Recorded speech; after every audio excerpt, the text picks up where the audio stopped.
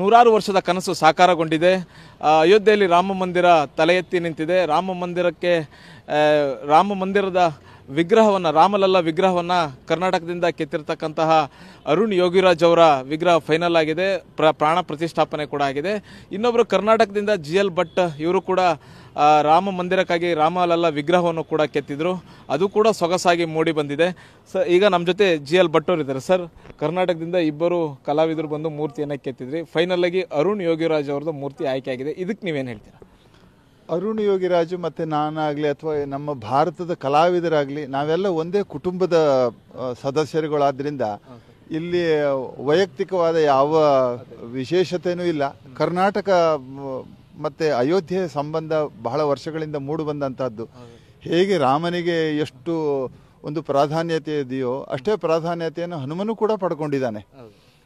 ಹಾಗಾಗಿ ಅಯೋಧ್ಯೆಯ ಜೊತೆಗೆ ಕರ್ನಾಟಕ ಕೂಡ ಈ ರೀತಿಯಲ್ಲಿ ರಾಮ ಮತ್ತು ಹನುಮರ ಒಂದು ಸಂಬಂಧ ಹೇಗೆ ಬೆಳೆದಿದೆಯೋ ಹಾಗೆ ಆ ಸಂಬಂಧವನ್ನು ಬೆಳೆಸೋದಕ್ಕೆ ಕರ್ನಾಟಕ ಮತ್ತು ಉತ್ತರ. ಜಗದೀಶ್ ಚಿಯಾ ಬೆಳೆದು ಕ್ವಿಂಟಾಲ್ಗೆ 30,000 ಆದಾಯ ಗಳಿಸ್ತಿದ್ದಾರೆ. ನೀವು ಕೂಡ ಅವರಿಂದ ಕಲಿಬೇಕಾ? ಅವ್ರ ಜೊತೆ ವಿಡಿಯೋ ಕಾಲ್ನಲ್ಲಿ ಮಾತಾಡಬೇಕಾ? ಈಗಲೇ ಫ್ರೀಡಮ್ ಆ್ಯಪ್ ಡೌನ್ಲೋಡ್ ಮಾಡಿ. ಪ್ರದೇಶ ಎರಡು ರಾಮ ಹನುಮರ ರೀತಿಯಲ್ಲಿ ಇದೆ ಅನ್ನುವಂತಹದ್ದೇ ಸಂತೋಷ. ಆದ್ದರಿಂದ ಇಲ್ಲಿ ಯಾವ ಕಾಂಪಿಟೇಷನ್ ಅದು ಇದು ಪ್ರಪಂಚಕ್ಕಿರಬಹುದು ಬಿಟ್ಟರೆ ಕಲಾವಿದರ ಮಧ್ಯದಲ್ಲಿ ಯಾವ ಕಾಂಪಿಟೇಷನ್ನು ಇರಲೂ ಇಲ್ಲ. ಅದನ್ನು ಈಗಲೂ ಕೂಡ ಯಾರೂ ಆ ರೀತಿಯಾದ ಯೋಚನೆ ವಿಚಾರಗಳನ್ನು ಮಾಡ್ತಾ ಇಲ್ಲ. ಕರ್ನಾಟಕ ಗೆದ್ದಿದೆ. ಅಯೋಧ್ಯೆಯ ಸಂಬಂಧದಲ್ಲಿ ಕರ್ನಾಟಕ ತನ್ನ ಸ್ಥಾನಮಾನವನ್ನು ಉಳಿಸ್ಕೊಂಡಿದೆ ಅನ್ನುವಂಥದ್ದು ಭಾರತಕ್ಕೆ ಒಂದು ಹೆಮ್ಮೆಯ ವಿಷಯ. ಸರ್, ಇನ್ನೊಂದು 6 ತಿಂಗಳಿಂದ ಇಲ್ಲಿ ವಿವೇಕ ಸೃಷ್ಟಿಯಲ್ಲಿ, ಅಯೋಧ್ಯೆಯ ವಿವೇಕ ಸೃಷ್ಟಿಯಲ್ಲಿ ನೀವು ಕೆಲಸವನ್ನು ಮಾಡ್ತಾ ಇದ್ರಿ. ಒಬ್ರಿಗೊಬ್ರು ನೋಡ್ಕೊಂಡಿದ್ರಾ? ಯಾರು ಅರುಣ್ ಯೋಗಿರಾಜು ಹೇಗೆ ಕೆತ್ತನೆ ಮಾಡ್ತಾ ಇದ್ದಾರೆ ಅಂತಲೋ ಅಥವಾ ನೀವು ಹೇಗೆ ಕೆತ್ತನೆ ಮಾಡ್ತಾ ಇದ್ದೀರಿ ಅಂತ ಅರುಣ್ ಯೋಗಿರಾಜ್ ಅವ್ರು ಏನಾದ್ರು ನೋಡಿದ್ರಾ? ಇಲ್ಲ, ಈಗ ನಾವು ಯಾರೂ ಅದನ್ನು ನೋಡ್ಕೊಂಡಿರಲಿಲ್ಲ. ಒಂದು ನಿಯಮಿತವಾದ ಒಂದು ಪ್ರಾಥಮಿಕ ವಿವರಗಳನ್ನು ಟ್ರಸ್ಟ್ನಿಂದ ನೀಡಲಾಗಿತ್ತು. ಆ ಪ್ರಾಥಮಿಕ ವಿವರಗಳೊಟ್ಟಿಗೆ ನಾವೆಲ್ಲ ಒಟ್ಟಿಗೆ ಕೆಲಸ ಮಾಡಿದ್ವಿ. ಆದರೆ ಯಾರೂ ಒಬ್ಬರೊಬ್ಬರ ಶಿಲ್ಪಗಳನ್ನು ನೋಡಿರಲಿಲ್ಲ. ಯಾಕೆ ಅಂದರೆ ನನ್ನ ಮನಸ್ಸಿನಲ್ಲಿ ಮೂಡಿದಂತಹ